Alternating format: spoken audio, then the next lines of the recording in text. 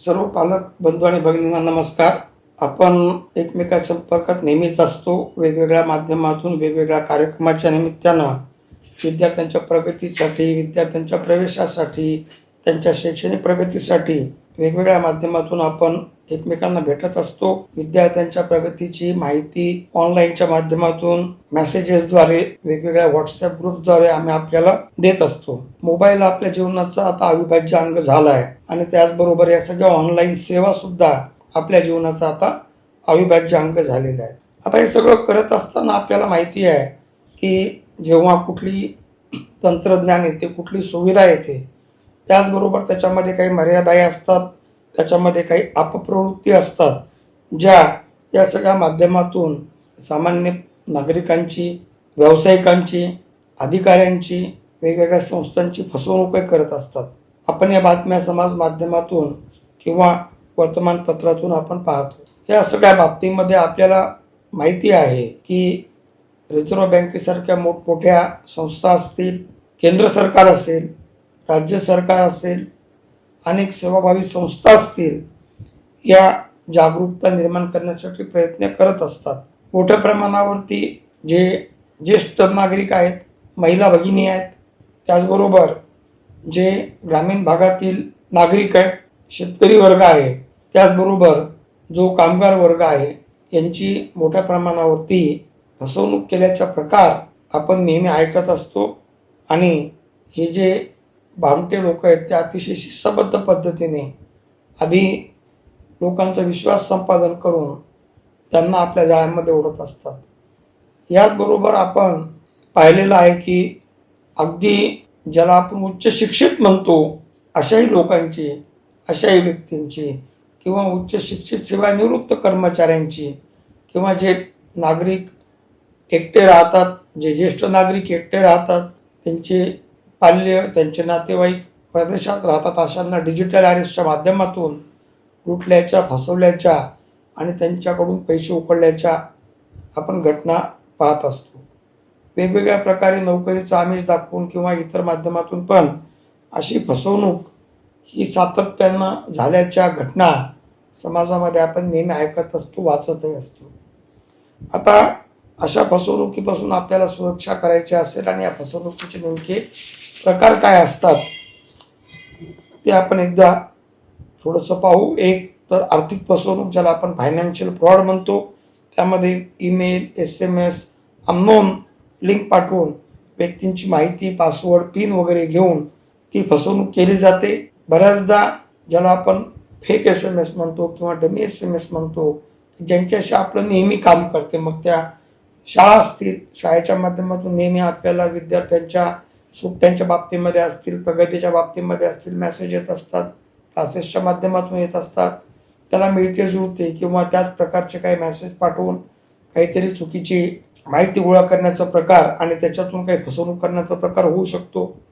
OTP पाठवून fraud करणे, कोणत्याही नामांकित कर्ज देणाऱ्या संस्थेच्या माध्यमातून SMS किंवा OTP पाठवून मोबाईलला क्लोन करणे आणि कोणीतरी आपला मोबाईल त्रयस्थ व्यक्तीनं बाहेरून ऑपरेट करणे आणि मग आपले बँक खाते किंवा त्याची माहिती घेऊन त्याच्यातून फसवणूक करणे, हा एक प्रकार नेहमी आपल्याला ऐकायला मिळतो. लॉटरी आणि जॉब फसवणूक, काहीतरी तुम्हाला लॉटरी लागली आहे, त्याच्यासाठी तुम्हाला आम्ही एक नंबर पाठवतो, तुम्ही OTP पाठवा, असं करून आपले बँक खाते रिकामं करण्याचा पण एक मोठा फंडा त्या ठिकाणी आपल्याला पाहायला मिळतो. प्रकार आहे त्याच्यामध्ये कम्प्युटरमधला डाटा ब्लॉक करायचा आणि मग त्याच्या बदल्यामध्ये मोठ्या रकमेची मागणी करून, ज्याला आपण खंडणी मागणी म्हणतो, पण ती मागत असताना मागणारा कुठंतरी अज्ञात ठिकाणी असतो तो आणि आपल्या जवळचं काहीच घेत नाही. तो आपला डाटा त्या ठिकाणी ब्लॉक करतो आणि ते मोकळं करण्यासाठी किंवा काढून देण्यासाठी मागणी करतो. सायबर स्टॉकिंग म्हणजे इंटरनेटच्या माध्यमातून एखाद्या व्यक्तीवरती पाहत ठेवणे, त्याच्या हालचालींची माहिती घेऊन त्याला त्रास देणे, ब्लॅकमेल करणे, अशाही प्रकारचं एक प्रकार आहे. सायबर बुलिंग नावाचा एक प्रकार आहे. त्याच्यामध्ये ऑनलाईन मेसेज, त्याच्यानंतर सोशल मीडिया पोस्टच्या माध्यमातून मानसिक त्रास देणे, धमकावणे किंवा मनाला वेदना होईल अशा प्रकारचे पोस्ट सातत्याने टाकणे. हॅकिंग म्हणजे आपली संगणक प्रणाली किंवा आपल्या खात्यामध्ये घुसखोरी करणे आणि आपलं खातं कोणीतरी त्रयस्थ व्यक्तीनंच वापरणे, मालवेअर किंवा व्हायरसमध्ये संगणकामधील डाटा खराब करण्यासाठी किंवा चोरण्यासाठी सॉफ्टवेअर कुठलं तरी पाठवणे किंवा ज्याला स्पाय म्हणतो आपण ते स्पायवेअर पाठवून आपला डाटा करप्ट करणे, अशा वेगवेगळ्या प्रकारातून आपली फसवणूक होत असते. फसवणुकीपासून आपण सुरक्षित असणं अत्यंत महत्त्वाचं असते आणि त्यासाठी काही छोटे मोठे बदल हे आपण आपल्यामध्ये करून घेणं गरजेचं असते. म्हणजे ऑनलाईनच्या सुरक्षित सवयी पाळणे, वारंवार सांगून सुद्धा आपण OTP पाठवतो, आपल्याला EPK फाईल उघडू नका अशा पद्धतीचे मेसेज नेहमी असतात, तरी सुद्धा आपण EPK फाईल उघडतो. सार्वजनिक ठिकाणी फ्री वायफायचा वापर टाळणे, ईमेल SMS द्वारे आलेल्या अननोन लिंकला आपण क्लिक नाही केलं पाहिजे, तर त्याही आपण क्लिक करतो. त्याच्यामुळं जानकार बनिये सतर्क रहिये असं जे एक केंद्र सरकारची जाहिरात येते त्याच्यामध्ये अशा प्रकारची आपली पर्सनल डाटा ही कोणतीही ऑथेंटिक संस्था मागत नसते, पण आपण बऱ्याचदा चुकीच्या माणसाकडे म्हणजे चोराच्या हाती तिजोरीच्या चाब्या देणं अशा प्रकारचा प्रकार आपण करतो आणि आपली गोपनीयता आपण गमावून बसतो. बऱ्याचदा माध्यमांमधून अशा प्रकारच्या अपील येतात की सोशल मीडियावरती आपली कौटुंबिक माहिती, आपल्या कुटुंबाचे अपडेट्स, आपण कुठं गेलो त्याचे फोटो हे शेअर करू नका. की चोरट्यांना आयती संधी मिळते की आपण घरी नाही आहे आणि मग आपल्या घरी बऱ्याचदा फिजिकल सुद्धा चोऱ्या त्या ठिकाणी होतात. याला कारणीभूत आपणच आहोत. त्याच्यामुळे डिजिटल अवेअरनेस अत्यंत महत्त्वाचा आहे आणि अशा घटना घडल्यानंतर बऱ्याचदा आपण फसवले जातो, पण आपण त्याची तक्रार कुठं करत नाही. आपण काय करतो की आपण फसवले गेलेलो आहोत म्हणून आपण शांत बसतो. तर आपण या पद्धतीच्या तक्रारी केल्या तर अशा म्हणजे जे भामटे आहेत त्यांच्यावरती कुठेतरी कारवाई होऊ शकेल, त्याला आळा त्या ठिकाणी बसू शकेल. जे पोलीस खातं आहे त्यांच्यामध्ये सायबर सेल डिव्हिजन कार्यरत आहे. त्यांचं कामच आहे की मोबाईलच्या माध्यमातून होणारे जे काही गुन्हे आहेत त्याच्यावरती नागरिकांना सतर्क करणे, त्यांचे छोटे मोठे इश्यू सॉल्व्ह करणे आणि गंभीर स्वरूपाचा काही अपराध घडला असेल तर त्याच्यामध्ये सुद्धा नागरिकांना मदत करणे. अशा पद्धतीचे जे डिव्हिजन आहे सायबर सेल डिव्हिजन ते कार्यरत आहे. चुकून आपल्याकडून काही चूक घडली तरी पण आपण ताबडतोब त्यांना इन्फॉर्म करणं गरजेचं असते. त्याच्यामुळं असं जर काही आपल्या बाबतीमध्ये घडलं तर आपण त्वरित आपलं जे बँक अकाउंट आहे ते तात्पुरतं त्याची सेवा स्थगित करायला सांगणं आवश्यक असते. 1930 हा सायबर तक्रारीचा टोल फ्री नंबर आहे. 1930